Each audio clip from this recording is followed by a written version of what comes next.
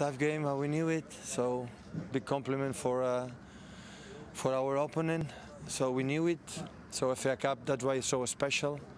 This game in Etihad Stadium is completely different. Here is so tough. We were lucky without the spectators. No, I would prefer, but for them would have been a big boost. And now we're come back. So quite similar to the game against Brighton. Like we fought a lot to win today again.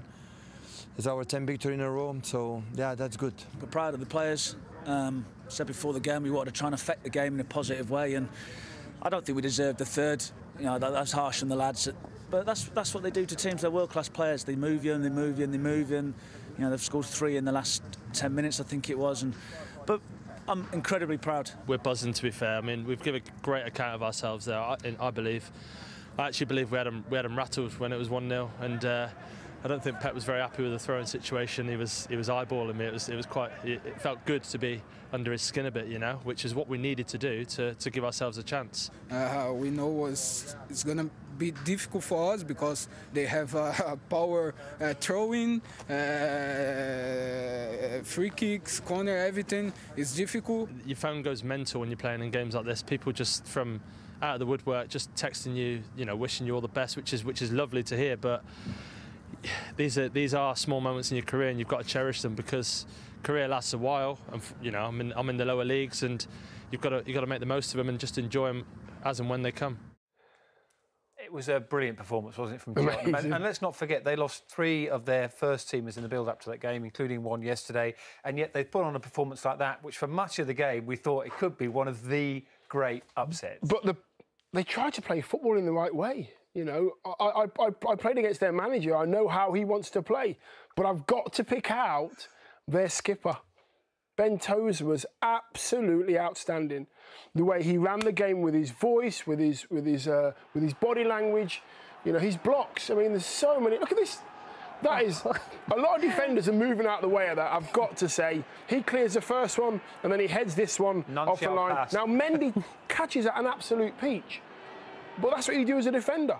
Puts his body on the line, in the right place, at the right time. This one here, I like this one, because he tackles ahead of the ball. He doesn't try and tackle the player in the ball.